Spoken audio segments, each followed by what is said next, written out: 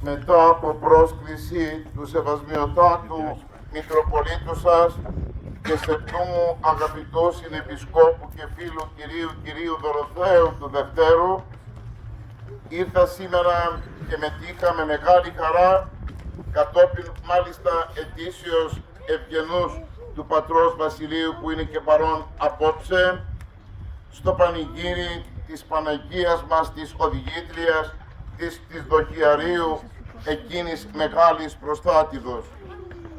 Και αισθάνθηκα μεγάλη την ικανοποίηση, μεγάλη τη χαρά και μεγάλη την ευλογία από την χάρη της Παναγίας, αλλά και από τον προσώπων την αγάπη η οποία με περιέβαλε και μου δημιούργησε θαυμάσια συναισθήματα.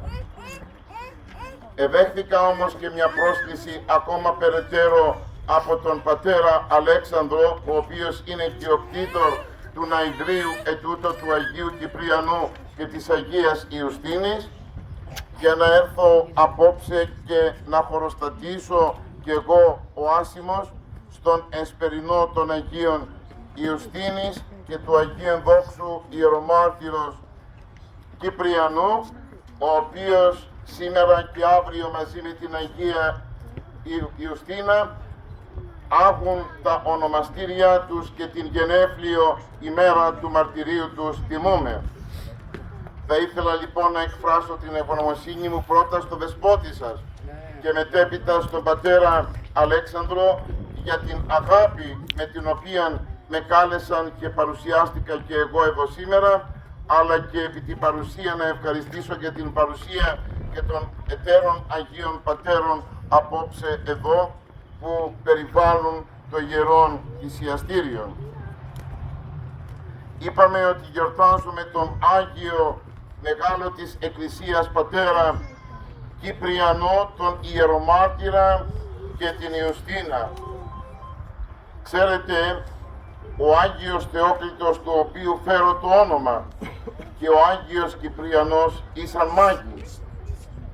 Ήσαν άνθρωποι οι οποίοι πριν να εμφανιστεί ο Κύριος είχαν σύνδεσμο με τον ίδιο τον διάβολο και επικοινωνία μαζί του. Μάλιστα, όπως αναφέρεται για τον Άγιο Κυπριανό, δεν ήταν άνθρωπος ο οποίος εξεμεταλλεύεται αυτό που έκανε, αλλά ως διάμεσος, με τη σημερινή γλώσσα medium, είχε την δυνατότητα του καλήν τα δαιμόνια, να επικοινωνεί μαζί τους και να ομιλεί. Για τούτο και θεωρείτο κατά την εποχή του εκεί μέγας και τρανός, και εκλήθη να επηρεάσει την Αγία Ιουστίνα για να μπορέσει έτσι να επιτευχθεί σχέσεις αυτής με κάποιο πρόσωπο της εποχής ειδωλολάτρην που αρνείτο και αδυνάτησε. Ο Άγιος Κυπριανός μετέπειτα έγινε επίσκοπος και οι δύο εμαρτύρησαν, γιατί είναι Άγιοι του Δευτέρου και Τρίτου αιώνος μετά Χριστόν, κατά την εποχή του Διοκλητιανού, του Αυτοκράτορος και του φοβερού διωγμού, στον οποίον υπέβαλε όλη την χριστιανοσύνη τότε η Ρώμη με τον Διοκλητιανό, ο οποίος μάλιστα έβγαλε και νομίσματα χρυσά, γιατί πίστευε ότι με τον μεγάλο εκείνο διωγμό ότι δεν θα υπάρχει πλέον χριστιανισμός και χριστιανοσύνη. Και στο πρόστιο μέρος έβαλε το πρόσωπό του, την προσωπογραφία του, όπως γίνεται σήμερα με τις χρυσές λίρες, να το πούμε έτσι απλά να το καταλάβουμε. Και από την άλλη πλευρά έγραψε «Νόμινε Χριστιανόρουμ τελέτο», εις ανάμνηση της εξαφανίσεως του ονόματος των χριστιανών, γιατί επίστευε ότι με τον διωγμό δεν θα υπάρχει εκκλησία. Και να όμως που έπεσε έξω, γιατί αν εμείς οι δεσποτάδες και οι παπάδες, οι επίσκοποι, οι πρεσβύτεροι, οι διάκονοι και οι μοναχοί και χριστιανοί διευθύναμε την εκκλησία, θα την είχαμε διαλύσει προπολών ετών με εκείνα που πρώτιστα εμείς οι κηρυκοί κάνουμε και ιδιαιτέρως για τον τρόπο με τον οποίο ζούμε όλοι οι χριστιανοί. Και το ερώτημα που ήρθα να απαντήσω με λίγα λόγια απόψε, αφού ευχαριστήσω τον πατέρα Αλέξανδρο και τους Αγίους Πατέρας εδώ, τους παρόντας όλους, είναι το εξής. Γιατί η Εκκλησία βάζει κάθε τόσο και τιμάμε μεγάλους της Εκκλησίας πατέρες και μάρτυρες και οσίους, άντρες, γυναίκες, παιδιά, όπως τον Άγιο Κήρυκο, επαραδείγματι. Γιατί βάζει αυτούς τους Αγίους ιεράρχες, γυναίκες, άντρες, παιδιά και κυρίως τελούμε δεσποτικές και θεομητορικές εορτές. Δεσποτικές εορτές είναι εκείνες που αναφέρονται στο πρόσωπο του Κυρίου μας, του Χριστού μας. Γέννηση, σταύρωση, βάπτισης, ανάληψης, τα λέγω για να συνονοηθούμε. Και κυρίως μετέπειτα θεομητορικές εορτές, όπως είναι εκείνες της Θεοτόκου, η κίνησης, η γέννησης κλπ. Και γιατί των Αγίων μας τιμούμε ιδιαιτέρως τις μνήμες που ονομάζονται όταν είναι μάρτυρες γενέθλιος ημέρα του μάρτυρος. Γενέθλιος ημέρα του μάρτυρος είναι εκείνη η ημέρα κατά την οποία ο ίδιος εμαρτύρησε. Γιατί ονομάζεται Dies Natalis, γιατί ονομάζεται γενέθλιος ημέρα? Είναι η ημέρα εκείνη κατά την οποία μετήχε πλέον της Βασιλείας του Θεού, γι' αυτό και ως νέος βλαστός της Βασιλείας του Θεού ονομάζεται η ημέρα εκείνη γενέθλιος ημέρα. Γιατί η Εκκλησία βάζει αυτές τις γιορτές?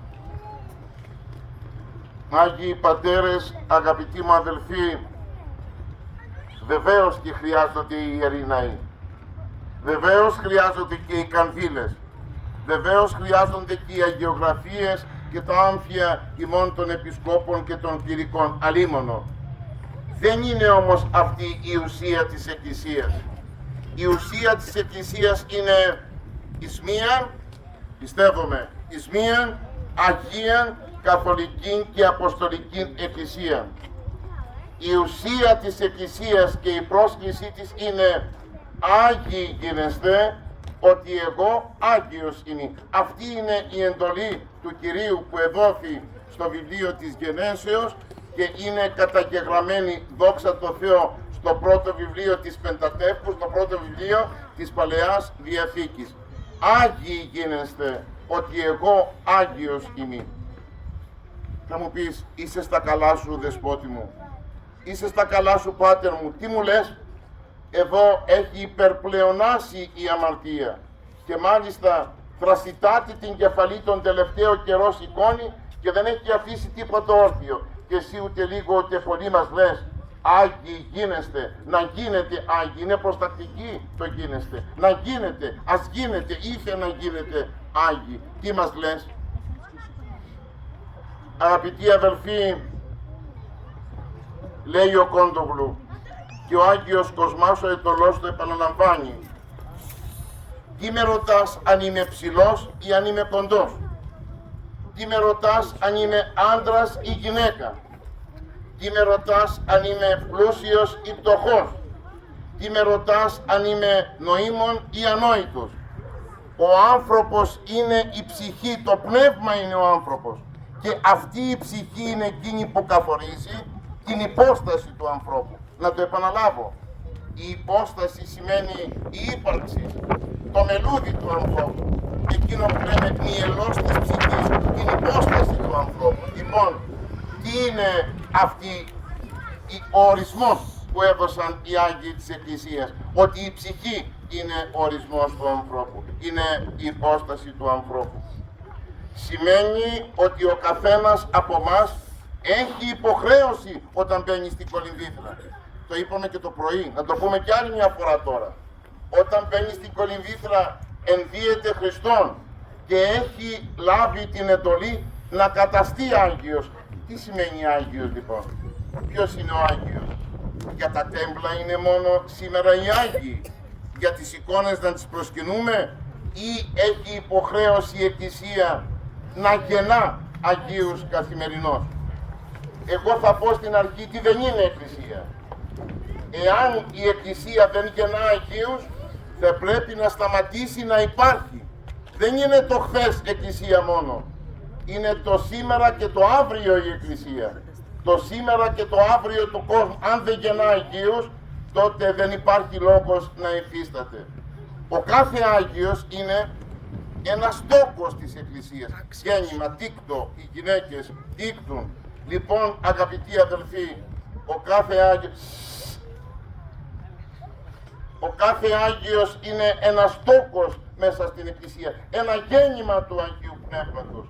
Γι' αυτό ο Άγιος Μάξιμος Ομολογητής θα μας πει ότι οι Άγιοι είναι εγκύμονες του Αγίου Πνεύματος.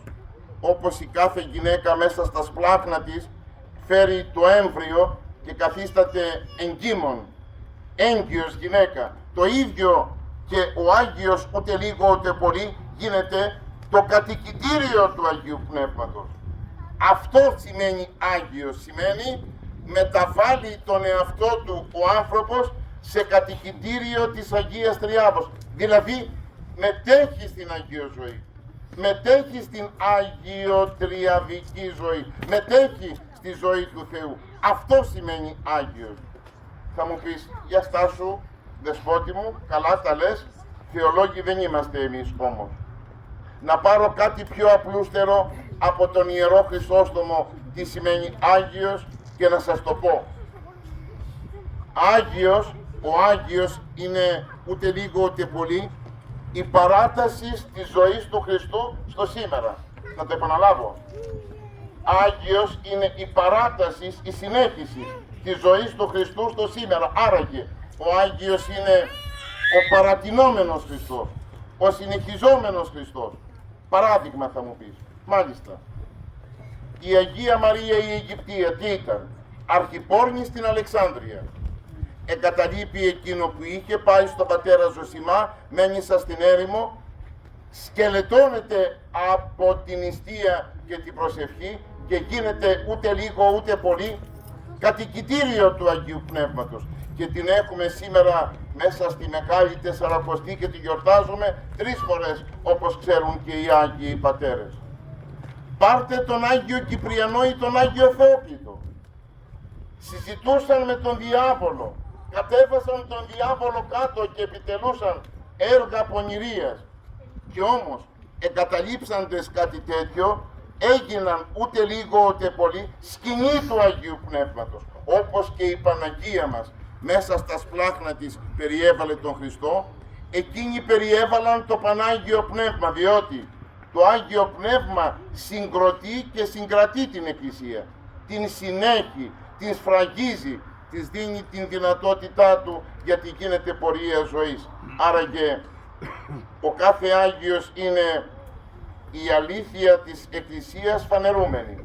Τώρα το καταλαβαίνουμε, πιστεύω. Ο κάθε Άγιος είναι η συνέχιση της ζωής του Χριστού, είναι η παράταση της ζωής του Χριστού, είναι η παρουσία του ιδίου του Κυρίου σήμερα. Το επαναλαμβάνω.